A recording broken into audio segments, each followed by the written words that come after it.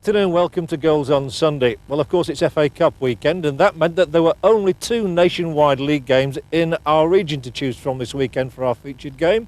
Was it going to be Bradford City?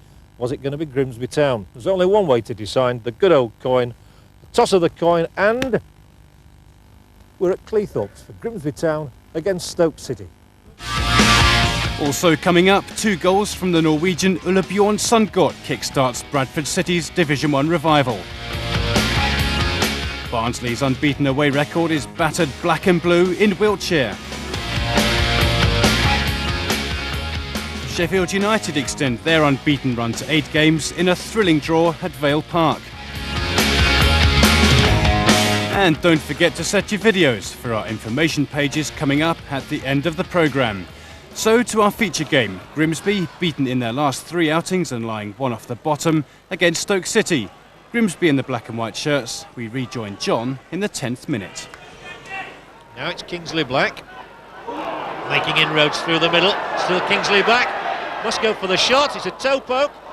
It comes back here for Shakespeare, and he'll wrap one in.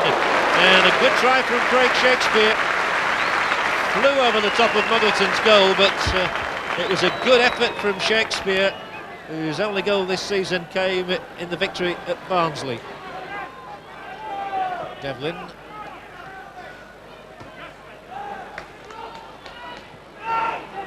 Oh, and Devlin flattened, and now we will have a free kick.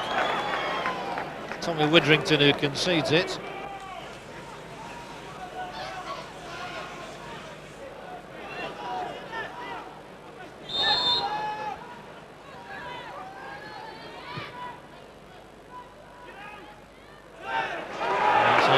Clearing header from Jobling and picked up straight away by Childs. There are 2 men in black and white in front of him. One of them here is Mendonca, who must knock it out wide for Black. And now Grimsby have got men forward. They're 5 around the edge of the area. Here's Black's cross. It's 2. Oh, Muggleton makes a mess of it. Gary Childs sweeps it back in. And the deflection from Mendonca's shot carries it out for a corner. Mendonca's claiming it struck a Stoke hand, but I think that's what it did. It struck it. It certainly wasn't deliberate. Not convincing goalkeeping by Muggleton, really, who let 5 in during the week against Arsenal, and many had expected him to be dropped. Well, when Childs swept it back in, Mendonca got a clear knock on, and it was flicked out. But the corner comes to nothing as yet. Nice turn from Wallace, offside given against Sheeran.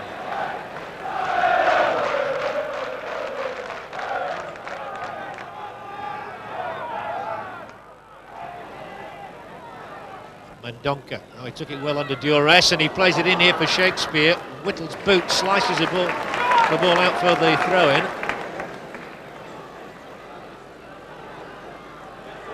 Well, Lou Macari will know that Grimsby can be a handful on their own ground when they pass the ball around as well as they are doing at the moment.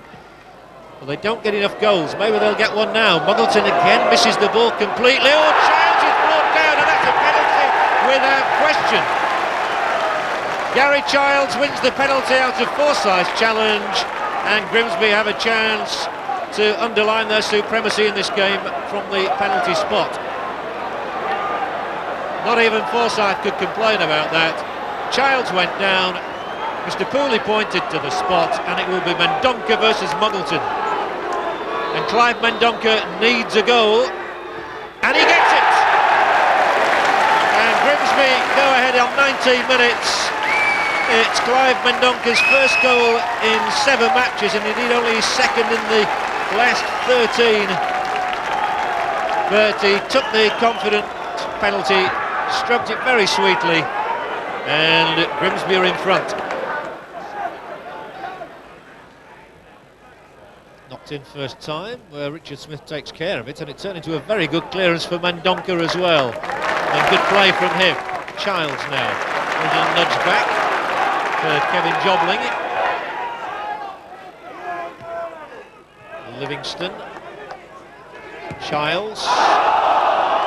Couldn't get it past Forsyth. The crowd wanted a free kick for handball. He said no, and here's Sheeran with the first chance for Stoke. And it took a deflection off Widdrington. Could have confused the goalkeepers. Forsyth smashing it in. What a cracker of a goal from Richard Forsyth. The Grimsby players and fans thought there had been a handball. Ironically, I think it was by Forsyth, but play continued. The referee said play on. Sheeran went for the glory. It took a deflection off Tommy Widrington, came back, and Richard Forsyth smashes in Stoke's equaliser on the half hour. One apiece. Jobling. Still Kevin Jobling. Then for Livingston, who can't turn, but he does sweep the ball into the path of Childs.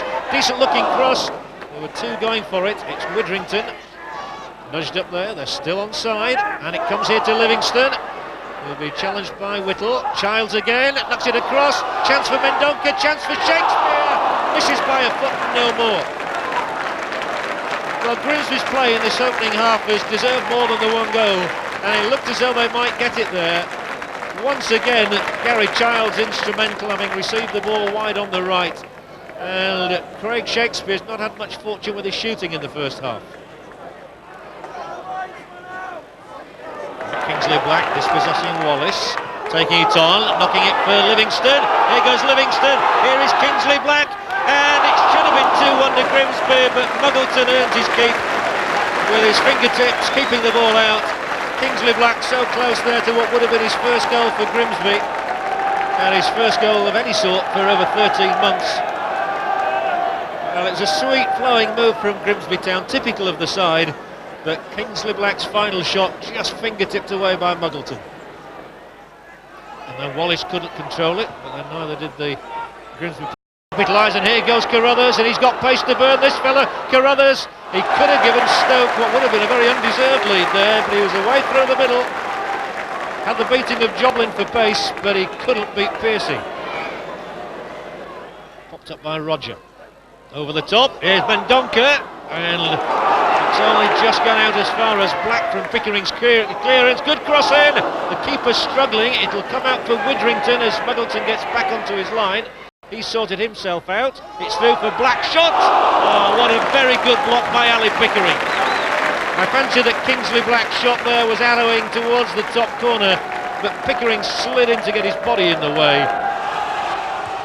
Gallimore forward, Mendonca tries to get it away from Whittle. It's Black with the cross, it's a deep one. Forrester's there, the goalkeeper makes a mess of it, Livingston can't get it, Forrester in, the keeper gets it away, it's still here, Mendonca tries to turn on it again, slips, picks himself up, Kingsley Black loses the ball, and that I think just about tells you that it's almost certainly going to end at 1-1 now.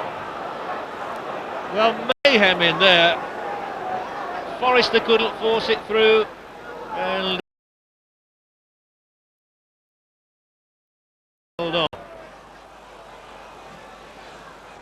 Lord, think after the way the first half an hour went, you were probably glad to come away with a point at the end. I think after last season, John, where we came here and did okay throughout the 90 minutes and didn't get any points, and also didn't get any points at home, believe it or not, against Grimsby, we're delighted with a point. Although right near the end we could have got 2, we could have got 3 rather. Yeah. Kenny, it was a bit of a familiar story in a way. You needed that second goal in the first half, didn't you? Well, we played well enough, and we threatened them enough to have scored it, but it didn't come. But I was quite confident going in at half-time that if we maintained the sort of impetus that we started with, that we would be okay, that a result would come. But the fact of the matter was we were a little bit slow starting, and we struggled to get into it, and then it looked an inevitable 1-1 game. Yeah.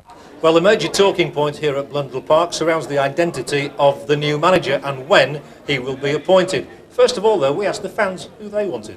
Vanetti. We want him on, definitely. Yeah. Cockrell's only one person it ought to be. Kevin Drinkle. Yeah, we'll have Alan Buckley when he gets a sack at West Brom. I think Swain will get the job. Well, I've applied. All my mates have applied as well. I could drive the minibus and everything. And I wouldn't want a Mercedes either. I'd do it for a G-Red Sierra or something like that. Well, that's the view of the fans, but let's find out what the chairman himself says. He's the only one who can answer the question. I'm going to have a word with Bill Carr. We've had a lot of inquiries, yes, but we've drawn a shortlist up of about 6, and obviously we shall look at that shortlist very, very carefully next week. And I know Kenny Swain, for one, would obviously like the job. Oh, absolutely, yes, and I hope that Kenny's successful with his application. Well, it's all quiet here at Blundell Park now, but you've heard it from the chairman. It looks as though Grimsby will have a new manager in place by the time of next Saturday's visit to Huddersfield Town. Coming up in part 2, highlights of Port Vale against Sheffield United.